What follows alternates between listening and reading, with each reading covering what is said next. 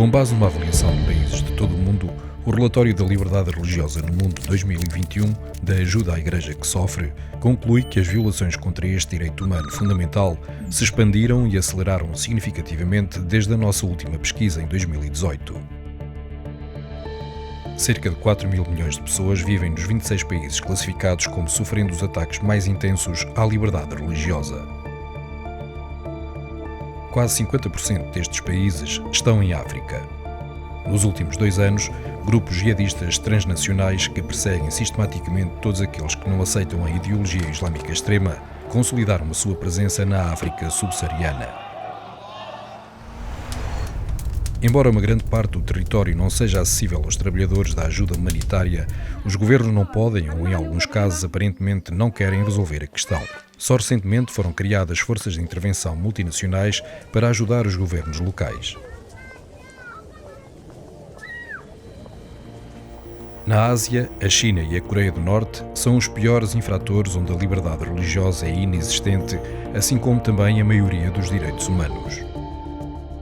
Na China, o controle estatal é cada vez mais opressivo. A vigilância em massa, incluindo a tecnologia refinada com inteligência artificial, um sistema de crédito social que recompensa e pune comportamentos individuais e a repressão brutal dos grupos religiosos e étnicos impõem a supremacia do Estado. Isto é particularmente evidente através da detenção em massa e dos programas coercivos de reeducação que afetam mais de 1 milhão de pessoas de etnia uigur na província de Xinjiang, na sua maioria muçulmanas.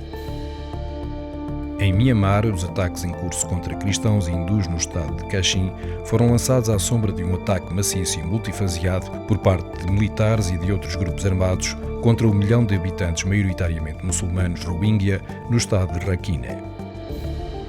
Um desafio crescente à liberdade religiosa na Ásia provém da expansão dos movimentos nacionalistas etno-religiosos. A tendência afeta milhares de milhões neste continente, principalmente em contextos democráticos ou semidemocráticos, como na Índia, com uma maioria hindu, e no Sri Lanka, com predominância budista, e em Myanmar.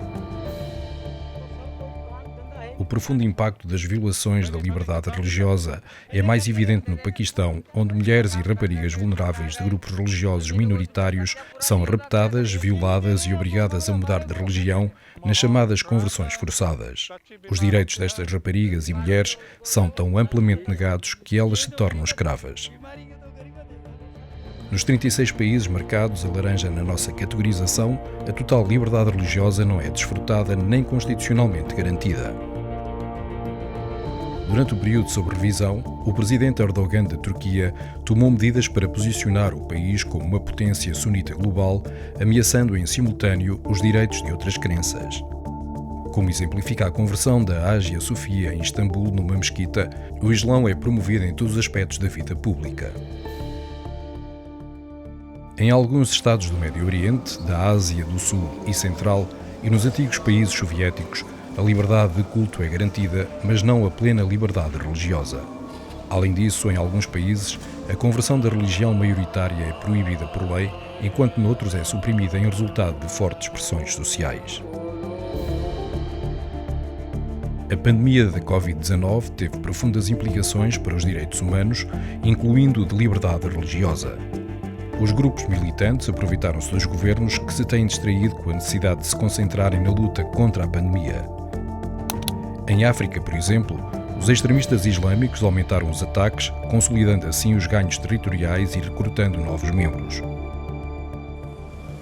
Os preconceitos sociais pré-existentes contra as comunidades religiosas minoritárias também levaram a uma discriminação acrescida, por exemplo, no Paquistão, onde as instituições muçulmanas de caridade negaram aos cristãos e a membros de outros grupos religiosos minoritários acesso a ajuda alimentar e médica.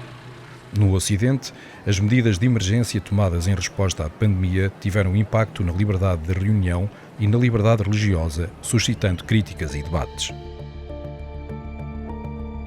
Neste relatório, introduzimos pela primeira vez uma nova categoria, intitulada Países sob observação, onde observamos novos fatores que poderão ter um impacto significativo na liberdade religiosa no futuro.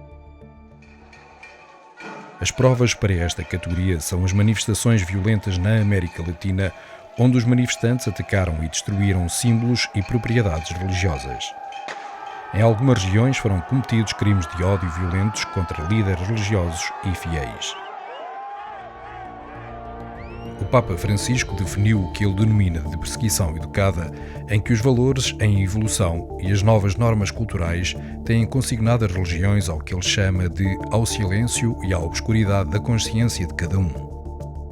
Por exemplo, no Ocidente, o direito à objeção de consciência por motivos religiosos para os profissionais de saúde em relação a questões relacionadas com o aborto e a eutanásia já não está significativamente protegido pela lei.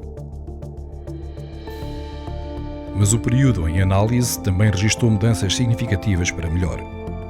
Registaram-se progressos importantes em termos de diálogo religioso e os líderes religiosos puderam desempenhar um papel cada vez mais importante na resolução de conflitos, ajudando a trazer as partes beligerantes à mesa das negociações. As visitas do Papa Francisco aos Emirados Árabes Unidos resultaram na assinatura de um documento intitulado Fraternidade Humana em prol da paz mundial e da convivência comum.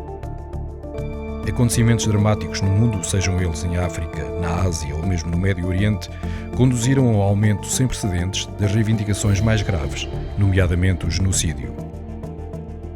O relatório da liberdade religiosa reflete a missão da AIS de ser uma voz para aqueles que sofrem e são silenciados como resultado da perseguição. Como disse o Papa Francisco em 2015, num mundo onde as diferentes formas de tirania moderna procuram suprimir a liberdade religiosa, torna-se forçoso que os seguidores das diferentes tradições religiosas unam a sua voz para invocar a paz, a tolerância, o respeito pela dignidade e os direitos dos outros.